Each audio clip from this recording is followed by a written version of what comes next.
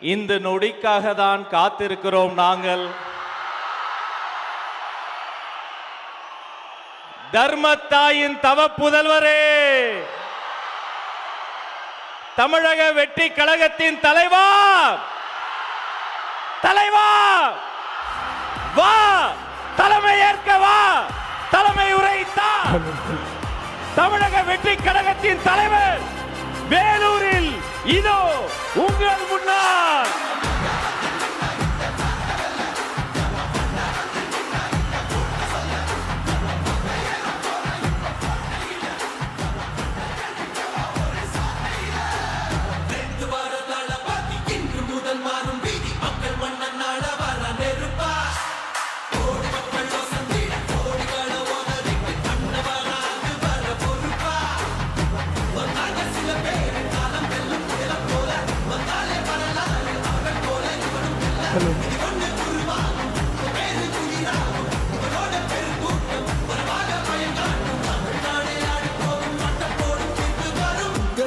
உங்க விஜய் உயிரன வரனா.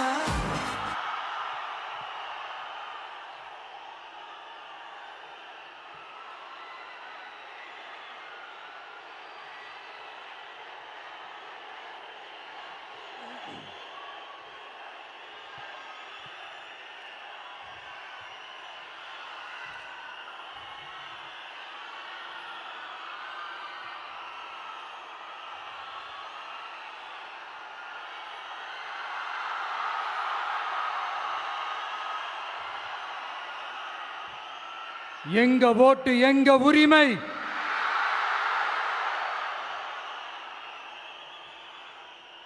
எங்களை யாரும் விலைக்கு வாங்க முடியாது.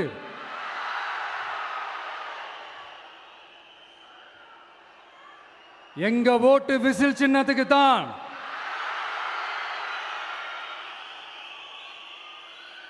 யாரையும் நம்பி ஏமாற மாட்டோம். எங்க வார்த்தையிலிருந்து மாற மாட்டோம். இது நிஜம். தேங்க்யூ.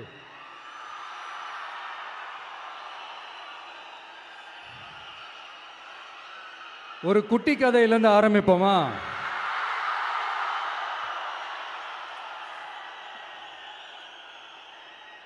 ஒரு பெரிய ஊரு, ஒரு 4 ரோடு ஜாயிண்ட் ஆகிற மாதிரி ஒரு ஜங்ஷன், ஒரு பிஸியான ஏரியா, ஆள் நடமாட்டம் அதிகமாக இருக்கக்கூடிய ஒரு ஏரியா. அங்கே சென்டரில் ஒரு முரட்டு ஜல்லிக்கட்டு காலை ஒன்று நின்றுட்டு இருக்குது. காலில் மண்ணை வீசிக்கிட்டு சீறிக்கிட்டு அப்படியே நின்றுட்டு இருக்குது. யாருமே பக்கத்தில் போக முடியல. அந்த இடம் ஒரு கேஷுவலாக மாறணும் அப்படின்னா அந்த காளையை அடக்கி அமைதி ஆக்கினா தான் மறுபடியும் ஒரு பேக் டு நார்மல் சுச்சுவேஷனுக்கு அந்த இடம் மாறும். அந்த ஊரில் இருக்கிற ஒரு சில பேருக்கு மட்டும்தான் அந்த காளை அடங்கும். அவங்க யாருமே அங்கே இல்லை. ஆனால் அந்த க்ரௌடில் இருந்த ஒரு சில பேர், ஆல்ரெடி அந்த காளையை அடக்கணவங்களோட இருந்த ஒரு சில பேர், எங்களுக்கு இல்லாத அனுபவமா? நாங்க பார்க்காத காளையா? நாங்க பார்க்காத மாடா? நாங்க போய் அடக்குறோம்னு சொல்லிட்டு உள்ள போறாங்க. ஒருத்தராலையும் அந்த காளையை தொடக்கூட முடியல. எல்லாரையும் அடிச்சு வீசி தூக்கி போட்டுருச்சு. இப்ப என்னடா பண்றது அப்படின்னு பார்க்கும்போது அந்த கூட்டத்தை விலக்கிட்டு ஒரு சின்ன பையன் ஒரு என்ட்ரி ஒன்று கொடுக்குறான். உங்களுக்கு தான் தெரியும்ல, டேய் எங்களாலே முடியல, நீ எல்லாம் என்னத்தை போய் கிழிக்க போற? எங்களுக்கு அவ்வளோ அனுபவம் இருக்குது, நாங்களே அடிபட்டு ஓரமாக படுத்து கிடக்கிறோம். இவன் விளையாட்டுத்தனமா ஏதோ பண்ணிட்டு கிடக்கிறான், பாவம் அந்த காளைகிட்ட போய் அடிபட்டு சாவ போறான். பச்சா பையன், அந்த பையன், இந்த பையன், அண்டர் எஸ்டிமேட் பண்றது, ஏளனமா பேசுறது, இப்படி ஒரு பக்கம். இன்னொரு பக்கம் பரிதாபப்பட்டு, ஐயோ பாவமே, இப்படி தனியா போய் மாட்டிக்கிட்டானே, அந்த காளைகிட்ட என்ன பண்ண போறானோ அப்படின்ட்டு ஒரு பக்கம் பரிதாபப்பட்டு பேசுகிறாங்க. அந்த சின்ன பையன் எதுவுமே காதலையே போட்டுக்காம 2 பாக்கெட்லையும் கையை விட்டுக்கிட்டு ஸ்டைலா கெத்தா தில்லா அப்படியே உள்ள போறான். ஒரு ஸ்டெப் எடுத்து வைக்கிறான், அந்த கால் அப்படியே சீறிக்கிட்டே நின்றுட்டு இருக்குது. இன்னொரு ஸ்டெப் எடுத்து வைக்கிறான், கால் அப்படியே சீறிக்கிட்டே முன்னாடி வருது. மக்கள் எல்லாரும் பதட்டத்தோடு அப்படியே பார்த்துட்டு இருக்கிறாங்க. இன்னொரு ஸ்டெப் எடுத்து வைக்கிறான், கால் அப்படியே முட்டை வரும்போது பாக்கெட்டுக்குள்ள மறைச்சி வச்சிருந்த 2 புல்லுக்கட்டு அதை அந்த காலை கிட்ட காட்டுறான். காலை அப்படியே சடனாக வந்து நின்று அது மூடெல்லாம் மாறி அந்த புல்லுக்கட்டை சாப்பிட ஆரம்பிச்சிருச்சு. அந்த சின்ன பையனும் அந்த காலை அப்படியே தடவிக்கிட்டு வரான். காளையும் பக்கத்தில் ஒரு குழந்தை மாதிரி நடந்து வந்துக்கிட்டு வருது. பக்கத்தில் இருந்த ஒரு வயல்வெளியில் அந்த காளையை மேய விட்டுட்டு வரான். மக்கள் எல்லாரும் அந்த பையனை ஆச்சரியமாக பார்க்குறாங்க. அந்த அடிபட்டு கிடந்த அந்த அனுபவசாலிங்க தலையை தொங்க போட்டு நின்றுட்டு இருக்கிறாங்க. ஏன்னா பேசின பேச்சு அப்படி. வாய் இருக்குன்றதுக்காக நக்கலுமா நையாண்டியுமா நச நச நச நசன் ஒரே பேச்சு. என்ன பண்றது, தலையை குனிஞ்சு அப்படியே நின்றுட்டு இருக்கிறாங்க. அங்க ஒரு பெரியவர் வர்றார். வந்து அந்த பையன்கிட்ட கேட்கிறாரு, எப்படிப்பா இப்படி ஒரு முரட்டு காலை சீறிட்டு நின்றுட்டு இருந்தது, எப்படி அந்த காளையை அடக்கின அப்படின்னு கேட்டதுக்கு அந்த பையன் சொல்றான், ஐயா எனக்கு அந்த காளையை பார்த்தா கோபமாக இருந்த மாதிரிலாம் எனக்கு தெரியல, அந்த காலை பசியோடு இருந்த மாதிரி இருந்தது. அதனால தான் அந்த புல்லுக்கட்டை காமிச்சவொடனே ஓகே நமக்கு தேவையானது கிடச்சிருச்சு அப்படின்னோடனே அந்த புல்லுக்கட்டை சாப்பிட்டுட்டு நம்மளோட அப்படியே ஜாலியாக வாக்கிங் வந்துருச்சு அப்படின்னு சொன்னான். இதை கேட்ட அந்த பெரியவர் சொன்னாரா, இந்த சின்னவங்க பெரியவங்க அனுபவம் இருக்கிறவங்க அனுபவம் இல்லாதவங்க இதெல்லாம் விஷயமே கிடையாது. யாரா இருந்தாலும் அந்த சூழலுக்கு ஏற்ற மாதிரி அந்த சிச்சுவேஷனுக்கு தகுந்த மாதிரி என்ன பண்ணி அந்த ப்ராப்ளமை சால்வ் பண்றான், ஏது பண்ணி அந்த ப்ராப்ளமை சால்வ் பண்றான், அதுதான் விஷயமே, அதுதான் மேட்ரு. ஸோ நீ சூப்பர்ப்பா, என்ன ப்ராப்ளம் வந்தாலும் நீ சால்வ் பண்ணிடுவ அப்படின்னு முதுகில் தட்டி கொடுத்துட்டு அந்த பெரியவர் போறார். இப்போ அந்த கதையில் அந்த முரட்டு ஜல்லிக்கட்டு காலை தான் நம்ம தமிழ்நாட்டு அரசியல் களம். அந்த பெரியவர் தான் நம்ம தமிழக மக்கள். அந்த பாக்கெட்டுக்குள்ள ஸ்டைலா தில்லா கெத்தா ஒருத்தன் உள்ள வந்தான் பாருங்க, அவன்தான்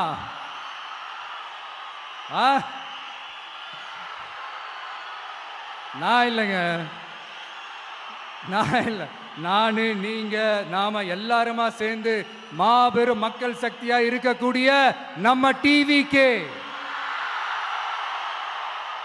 அதுதான் அந்த சின்ன பையன்.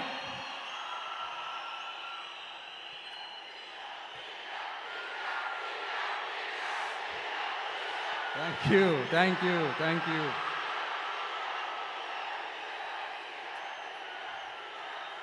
மக்களை நேசிக்கிற ஒரு நல்ல தலைமை இல்லாததுனால இத்தனை வருஷமா வேற வழி இல்லாம ஸ்டாலின் சார் கொடுத்த அந்த பொய்யான வாக்குறுதிகள் எல்லாத்தையும் நம்பி ஏமாந்த நம்ம மக்களுக்கு சரியான நேரத்தில் ஒரு வெகுஜன மக்கள் இயக்கமா வந்தது தான் நம்ம டிவிக்கு.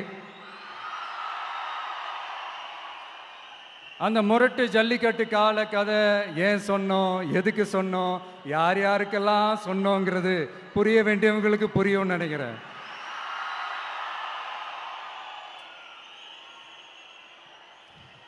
இப்போ நாம ஒவ்வொரு வீட்டில் உயிரா உணர்வா இருக்கிறோம். ஆனால் நான் உங்க எல்லாரையும் நேரில் சந்திக்கணும், நீங்கள் இருக்கிற ஊருக்கே உங்களை சந்திக்கணும் அப்படின்றது தான் எனக்கு மனசில் இருக்கிற ஒரு பெரிய ஆசை. ஆனால் அந்த சிச்சுவேஷன் ஒரு எதிர்கட்சியாக இருந்து கேள்வி கேட்டுட்டு இருக்கிற இந்த நேரத்தில் நமக்கு எதிராக என்ன சூழ்ச்சிகள்லாம் நடக்குதுன்றது உங்கள் எல்லாருக்குமே நல்லா தெரியும். அதனால் இப்போ உங்களுக்கு ஒரு வாக்குறுதியை கொடுக்குறேன், நம்மளுடைய ஆட்சி அமைஞ்சதும் ஒவ்வொரு கிராமத்துக்கும் நான் நேரடியா வந்து என்னுடைய சொந்தங்களாகிய உங்க எல்லாரையும் நான் சந்திக்கிறேன்.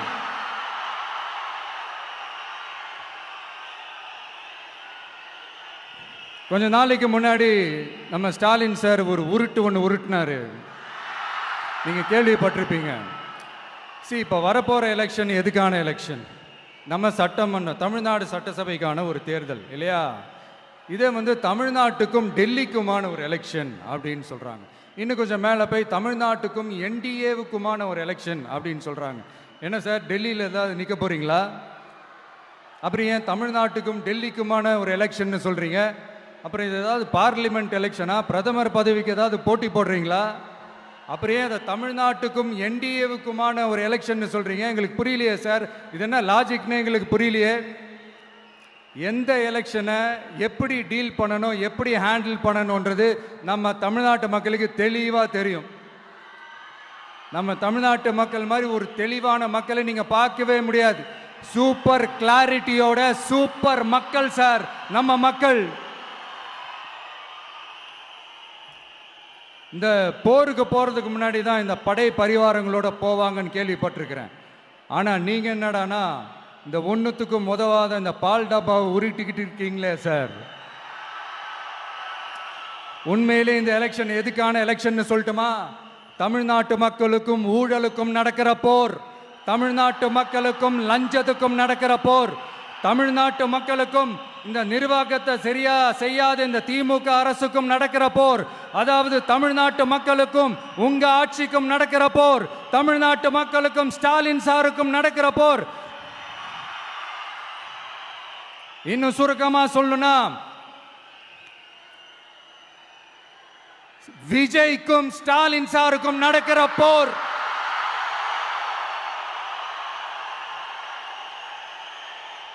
இதுக்கு நடுவுல இந்த என்டிஏ டெல்லி இதெல்லாம் என்ன லாஜிக்னே புரிய மாட்டேங்குது சார். தமிழ்நாடு தான் விஜய், இந்த விஜய் தான் தமிழ்நாடு. தூய சக்தி டிவிகேவுக்கும் தீய சக்தி டிஎம்கேவுக்கும் தான் இந்த போர். இப்படி உக்கிரமா இருக்கிற இந்த போர்ல மறுபடியும் ஒன்றுத்துக்கும் உதவாத இந்த பால் டப்பாவை உருட்டிக்கிட்டு இன்னொரு காமெடி வேற. அது என்னடானா, அவரோட ஆட்சியில தான் தமிழ்நாடு சூப்பர் ஸ்டார் மாநிலமா இருக்குதான். கரெக்டு, தமிழ்நாடு சூப்பர் ஸ்டார் மாநிலம் தான். காமராஜர் அவர்கள் டைம்ல, அண்ணா அவர்கள் டைம்ல, எம்ஜிஆர் அவர்களோட ஆட்சியில. இன்னைக்கு ஒன்னுத்துக்கும் உதவாத இந்த உல்டா மாடல் ஆட்சியில தமிழ்நாடு சூப்பர் ஸ்டார் மாநிலமாலாம் ஒண்ணு இல்ல, சூப்பர் ஸ்டாண்ட் அப் காமெடிக்காரர் நடத்துற மாநிலமா மாறிடுச்சு.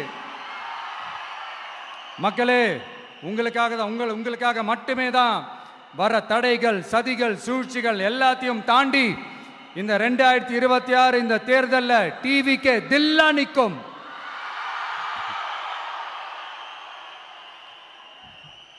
இதுவரைக்கும் நடந்த எலெக்ஷன் வேற, இப்ப நடக்க போற எலெக்ஷன் வேற. ஒவ்வொரு 5 இயர்ஸுக்கும் நடக்கிற எலெக்ஷன் மாதிரி இதை நினைச்சிடாதீங்க. 50 வருஷத்துக்கு ஒரு வாட்டி நடக்க போற ஒரு எலெக்ஷன் மாதிரி இது. அதிசய எலெக்ஷன். ஒரு எலெக்ஷன்ல அவங்களோட எதிரிகளை தான் எதிர்ப்பாங்க, அப்படிதான் எதிர்ப்பாங்க, அதுதான் யதார்த்தமும் கூட.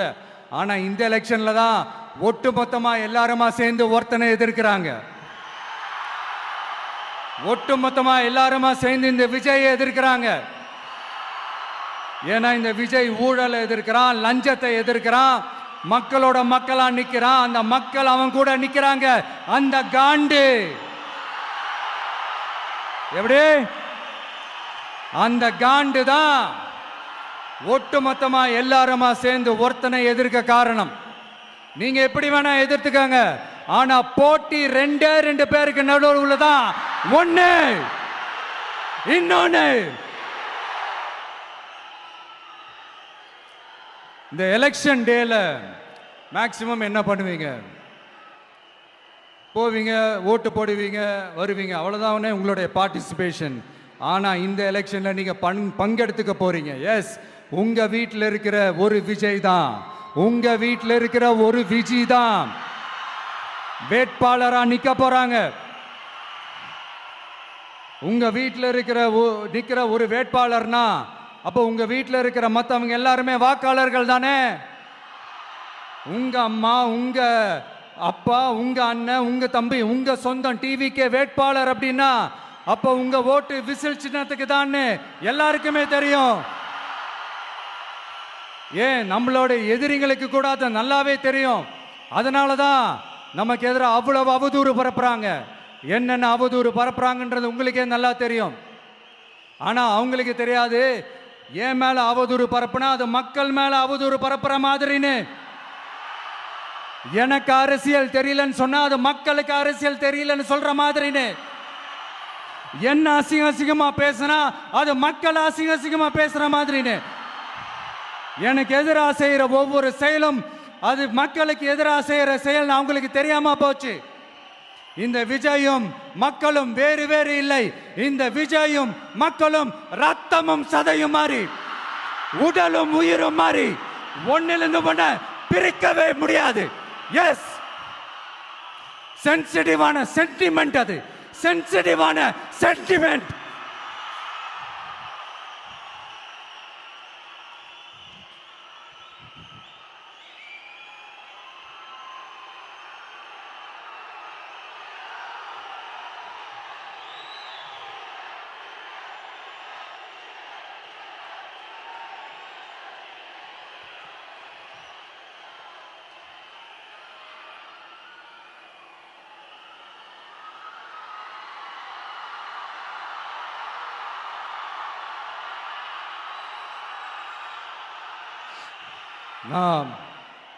சாரி,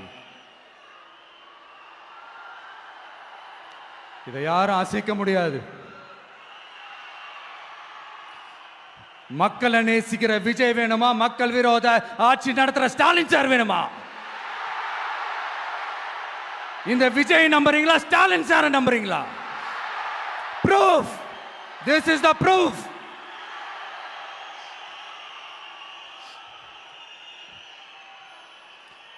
இந்த தீய சக்தி, ஊழல் சக்தி, இதெல்லாம் ஏன் சொல்றோம், எதுக்கு சொல்றோம், யாரை சொல்றோன்றதெல்லாம் மக்களுக்கு தெளிவாக தெரியும். அதே மாதிரி டிவிகேவுக்கு போட்டி டிஎம்கே தான்றதும் மக்களுக்கு தெளிவாக தெரியும். அப்படி இருக்கும்போது நாம் ஏதாவது பேசினா வாண்டடா சில பேர் வந்து வண்டியில் ஏறி உட்காந்துக்கிறாங்க. ஆமாம், வாண்டடா சில பேர் வண்டியில் ஏறி உட்காந்துக்கிட்டு குரல் கொடுக்குறாங்க. சீரியஸாக ஒரு போட்டி நடந்துக்கிட்டு இருக்கும் போது இங்கே காமெடிக்கெல்லாம் இடம் இல்லை பாஸ். இதெல்லாம் மக்களுக்கு தெளிவாக தெரியும். இந்த நேரத்தில் ஒரு சீரியஸ் கேள்வியை இன்னைக்கு இருக்கிற மிகப்பெரிய அரசியல்வாதிங்க கிட்ட கேட்கணும்னு நான் நினைக்கிறேன். நீங்கள் அரசியலுக்கு வர்றதுக்கு முன்னாடி உங்ககிட்ட இருந்த சொத்து எவ்வளோ? அரசியலுக்கு வந்ததுக்கு அப்புறம் இன்னைக்கு உங்ககிட்ட இருக்கிற சொத்து எவ்வளோ? அதை ஓப்பனா டிக்ளேர் பண்ண முடியுமா? அப்படி வந்த காசெல்லாம் என்னென்ன தொழில் செஞ்சு வந்துச்சு, என்ன வேலை செஞ்சு வந்துச்சு, உண்மையிலே நீங்க உழைச்சி சம்பாதிச்ச காசா, இல்ல ஆட்சி அதிகாரத்துக்கு வந்ததுக்கு அப்புறம் ஆட்டைய போட்ட காசா? இதெல்லாம் ஓப்பனா டிக்ளேர் பண்ண முடியுமா? இதெல்லாம் நம்ம கேட்டா எல்லா ஊழல்வாதிகளும் ஒன்னா சேர்ந்து நம்ம மேல சேத்தவாரி வீசுவாங்க. அதை பத்திலாம் நமக்கு கவலை இல்லை. ஏன்னா நாம யாருன்னு மக்களுக்கு நல்லாவே தெரியும். எனக்கு ஒரு புது ஃப்ரெண்டு, புது நண்பர் ஒருத்தர் கிடைச்சிருக்காரு. யார் தெரியுமா? தெரியாதா? முதல்வர் அவர்கள் தான்.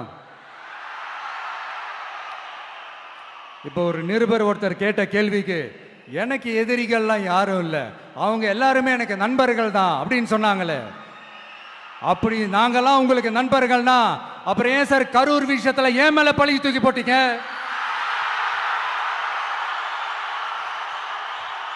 உங்களுக்கு மனசாட்சின்னு ஒண்ணு இருந்தா அப்படி பேசிருப்பீங்களா?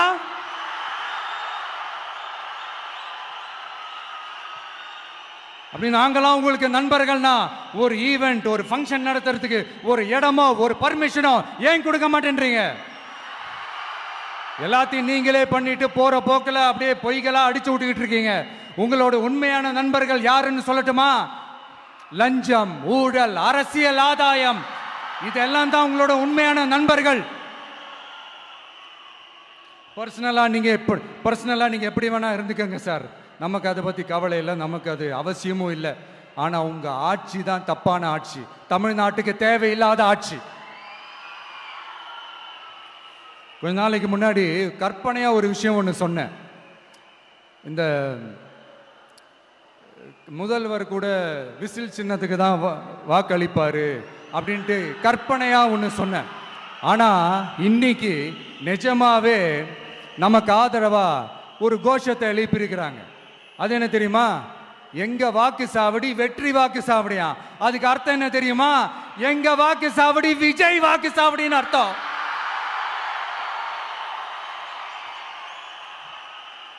அது சரி, மக்களோட இந்த ஆதரவை பார்த்துட்டு அவர் அறியாமலே எப்படி பேசிட்டாரு என்னமோ தெரியல. 50 வருஷம் எக்ஸ்பீரியன்ஸ் அரசியல்ல, உண்மை என்னன்னு ஒத்துக்கிட்டு தானே ஆகணும்.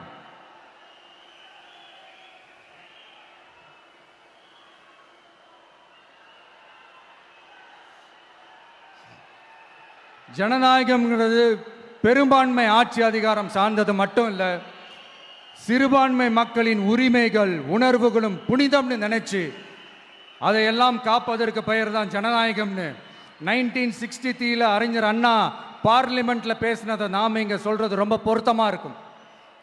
அறிஞர் அண்ணா சொன்னது தான் டிவிகேவோட நிலைப்பாடும். இந்த ஸ்டாண்ட்ல நாம 100% உறுதியா இருப்போம். யாருக்காகவும் எதுக்காகவும் இதுல சமரசமே கிடையாது. மதச்சார்பற்ற சமூக நீதி தன்மை தான் நம்ம அடிப்படை கொள்கைகள் ஒன்று. அதில் எந்த மாற்றமும் எப்பவும் கிடையாது. ஆனால் இதெல்லாம் மறந்துட்டு எப்படியாவது எதையாவது செஞ்சு ஓட்டு வாங்குறதுக்காகவே இங்கே சில பேர் இருக்கிறாங்க. அவங்கள மாதிரி நமக்கு அப்படி சில பிரச்சனைகள்ல எரியற நெருப்புல எண்ணெயை ஊத்துற எண்ணமே இல்லை.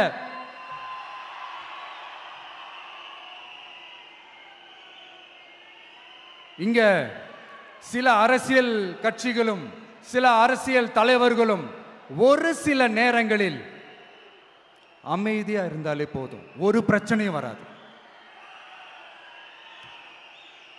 இப்போ கரண்ட்ல இருக்கிற சில பிரச்சனைக்கு வருவோம். இந்த கரண்ட் பிரச்சனைக்கு வருவோம். மாசம் மாசம் கரண்ட் பில்லு கட்டுற மாதிரி மாத்துவோம்னு சொன்னீங்களே, செஞ்சீங்களா? நிறைய வீடுகளில் 100 யூனிட் தான் அந்த கரண்ட்டு செலவாகுது ஒரு மாதத்துக்கு. மாதம் மாதம் நீங்கள் அந்த பில்லு கொடுத்தீங்கன்னா அவங்களுக்கு அது ஃப்ரீ ஆகிடும். அவங்க அந்த காசை கட்ட தேவையே இல்லை. ஆனால் 2 மாதத்துக்கு ஒரு வாட்டி அந்த பில்லு கொடுத்தீங்கன்னா, இப்போ சப்போஸ் அது 200 யூனிட்டுக்கு மேலே போச்சுன்னா அது அவங்களுக்கு ஒரு மிகப்பெரிய சுமை தானே. இது எந்த கணக்கில் எடுத்துக்கிறது? ஒரு மாதிரி ஒரு மாடர்ன் கரப்ஷன் அப்படின்னு எடுத்துக்கலாமா? அடுத்து பஸ் வசதி. நிறைய கிராமங்களில் பஸ் வசதி இல்லைன்னு சொன்னால் இந்த ஒட்டுமொத்த திமுக அரசும் கத்திக்கிட்டு வந்துடுவாங்க. நாங்கள் பஸ் விடாத கிராமங்களே இல்லை அப்படின்னு சொல்லுவாங்க. அப்படி அது உண்மை அப்படின்னா முதல்வர் அவர்கள் கிட்ட நம்ம தங்கச்சி ஒருத்தவங்க ஒரு கேள்வி கேட்டாங்களே, எங்க ஊருக்கு ஒரு மினி பஸ்ஸாவது விடுங்க சார் அப்படின்னு கேட்டாங்களே, அது எந்த கணக்கில் எடுத்துக்கிறது? நிறைய மலை கிராமங்கள்ல பஸ் வசதி இல்லை, நிறைய மலை கிராமங்களில் ஹாஸ்பிட்டல் வசதி இல்லை. இது ரெண்டுமே எவ்வளவு முக்கியமான ஒரு விஷயங்கள். பஸ் வசதியும் ஹாஸ்பிட்டல் வசதியும் இல்லாததுனால வீட்டிலேயே பிரசவம் பார்க்கிற அந்த ஆபத்து இருக்குதுன்னு எவ்வளவு நியூஸ் பார்க்குறோம். இதெல்லாம் எந்த கணக்கில் சேர்த்துக்கிறது? அடுத்து இது எல்லா மீட்டிங்லையும் பேசுறதுதான் பெண்களுக்கு பாதுகாப்பு நம்பர் 1 இருக்குது தமிழ்நாட்டில் அப்படின்னு சொல்றாங்க. அப்புறம் அது என்ன வி சேஃப் மாடலா? பெண்கள் என்ன சொல்றாங்க தெரியுமா? அது வி சேஃப் மாடல் இல்ல, வி ஆர் நாட் சேஃப் மாடல்னு சொல்றாங்க. இப்படி இருக்கிறப்போ தமிழ்நாட்டில் எங்க போனாலும் பெண்களுக்கு பாதுகாப்பு அப்படியே கொட்டி கிடக்குதான். இப்படி சொன்னா எப்படி சார்? கேட்கறவங்களாம் என்ன கேசரி சாப்பிட்றாங்கன்னு நினைச்சீங்களா?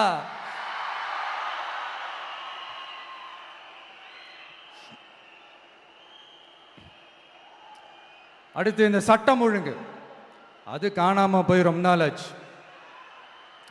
இவன் வேற, இந்த விஜய் வேற, எங்க போனாலும் இந்த மக்கள் கிட்ட இந்த சட்டம் ஒழுங்கை பத்தி பேசி ஞாபகப்படுத்திக்கிட்டே இருக்கான்னு முதல்வர் அவர்கள் அவங்க கூட இருக்கிறவங்க கிட்டலாம் சங்கடப்பட்டாராம். நாம் என்ன பண்றது? நாம தான் தமிழ்நாட்டோட விசில் ப்ளோயர் ஆச்சே.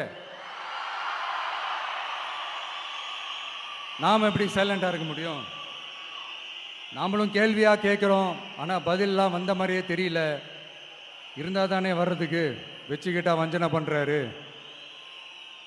5 வருஷமா பதிலே சொல்லாமல் அப்படியே கடந்து வந்துட்டாரு. ஆனால் இனிமே அப்படிலாம் இருக்க முடியாது, பதில் சொல்லி ஆகணும். மக்களே, இந்த தீய சக்தி, இந்த அட்ராசிட்டியை ஒரு எண்டு கார்டு போடணும் அப்படின்னா அவங்கள சுவிட்ச் ஆஃப் பண்ணுறது தான் ஒரே சொல்யூஷன். அதுக்கான ரிமோட்டு தான் வரப்போகிற எலெக்ஷன். அந்த ரிமோட்ல நீங்க அழுத்த வேண்டியது ஒரே ஒரு ஆப்ஷன், அதுதான் நம்ம விசில் சின்னத்தோட பட்டன். இத 4 விஷயத்தை நீங்க செஞ்சாலே போதும். ஒவ்வொரு இவிஎம் மெஷின்லயும் விசில் சின்னத்துக்கு நேரா இருக்கிற அந்த பட்டனை பச்சக்கு பச்சக்கு பச்சக்குன்னு ஒரு அழுத்துங்க. எப்படி? அவ்வளவுதான்.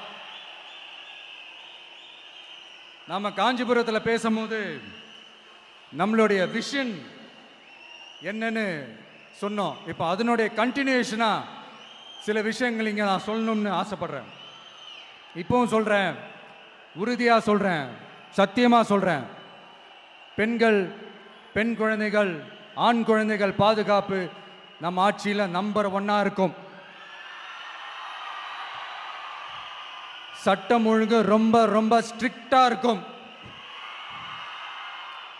அரசு பள்ளிக்கூடங்களும் கல்லூரிகளும் முதல் தரமா இருக்கும். போட்டி தேர்வுகளுக்குன்னு லட்சங்களை கொட்டி தனி கோச்சிங் சென்டர் போய் படிக்க அவசியமே இருக்காது.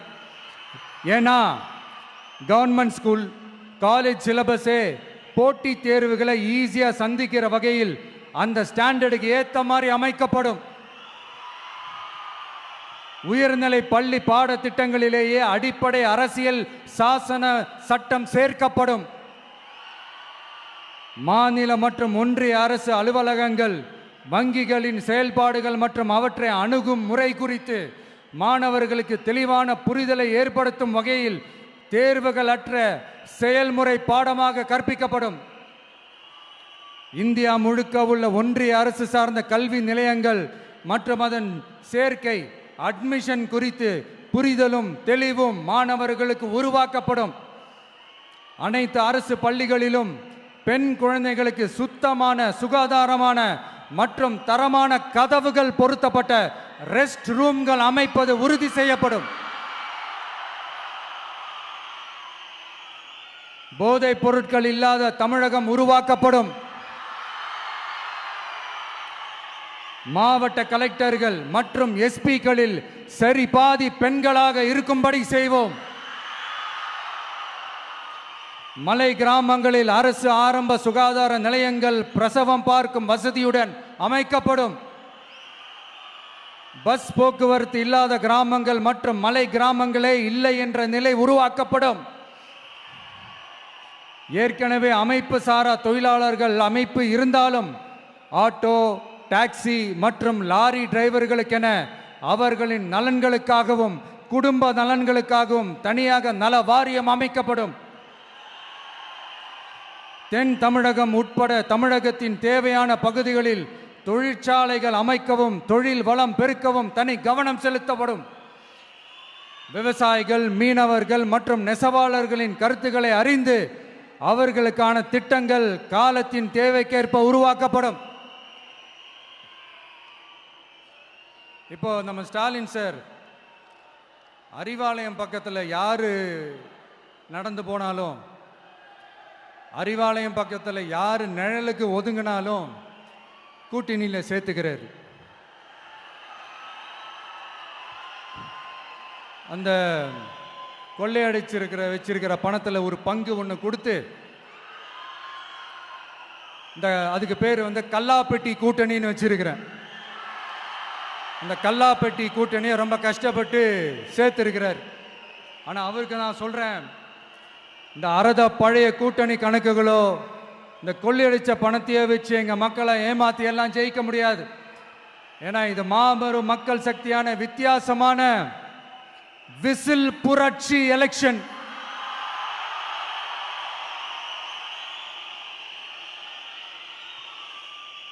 உங்களோட நான் இருக்கேன், நம்மளோட நம்ம மக்கள் இருக்கிறாங்க. இதுக்கு மேல என்ன வேணும்?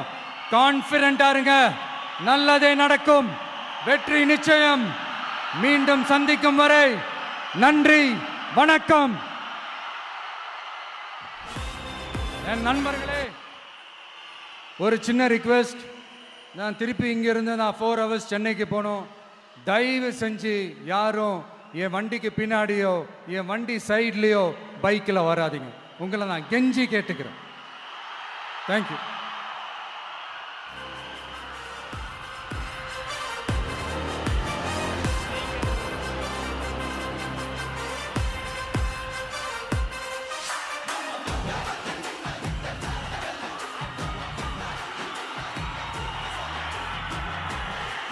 வெற்றி தலைவர் அவர்களுக்கு நன்றி.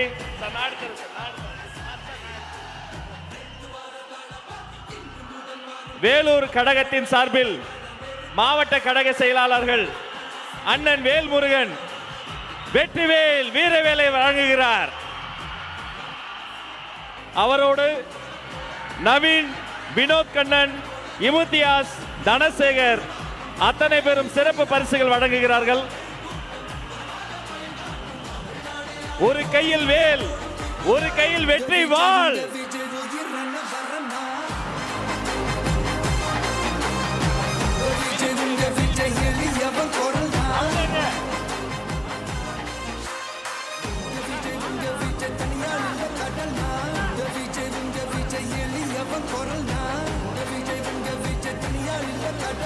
மக்கள் தானே மன்னர்களை உனக்கு காட்ட வரனா.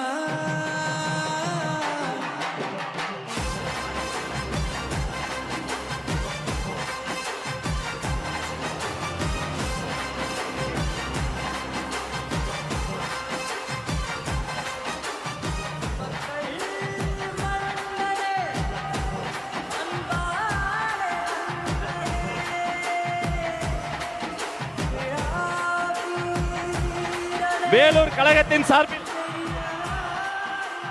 வெள்ளி யானை வழங்குகிறார்கள். இது வெள்ளி யானை மட்டுமல்ல, வேலூர் வழங்கிய வெற்றி யானை. அவர் கையில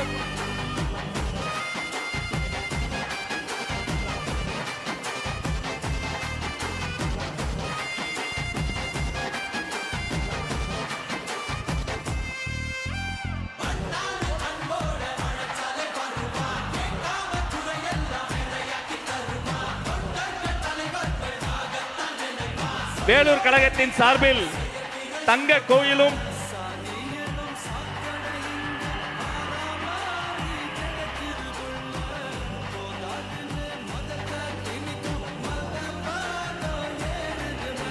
வெற்றி தலைவருக்கு செங்கோல் பரிசாக வழங்குகிறது வேலூர் மாவட்டம்.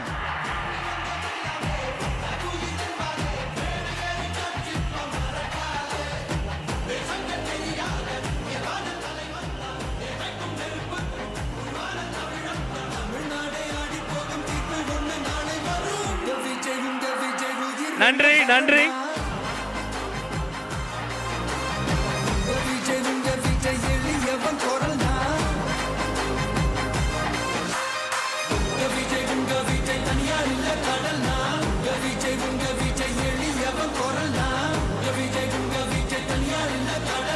மக்கள் தானே மன்னர்களை உனக்கு காட்ட வரனா.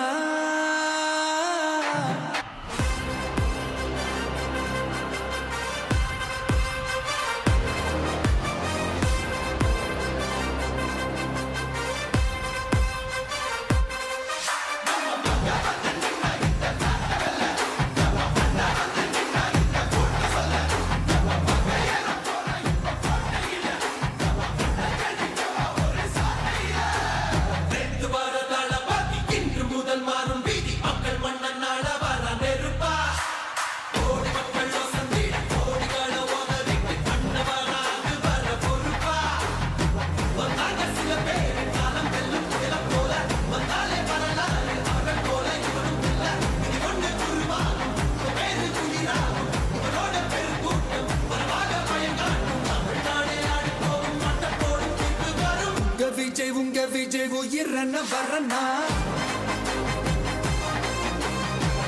விஜய் உங்க விஜய் எளியவன் குரல்னா.